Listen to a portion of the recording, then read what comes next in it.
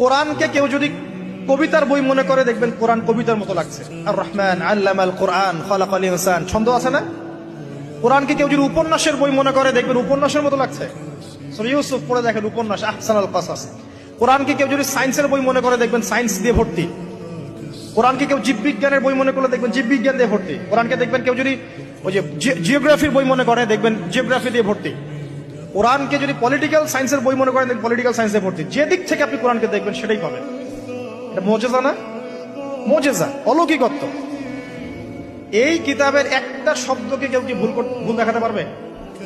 এর একটা বিধানকে মানবতার বিরোধী প্রমাণ করতে পারবে? এর একটা আয়াতকে মিথ্যা প্রতিপন্ন করতে পারবে, চ্যালেঞ্জ দিতে পারবে? আল্লাহ পাক চ্যালেঞ্জ দেন নাই? ওয়া ইন কুনতুম ফি রাইবিন মিম্মা নাযালনা আলা আবদিনা ফাতু বিসূরাতিন মিন মিথলি। তোমরা যদি আমার বান্দার উপর আমি যা নাজিল করেছি এটা যদি সন্দেহ করো, তাহলে এর মতো একটা সূরা নাজিল করে নিয়ে এসে দেখাও।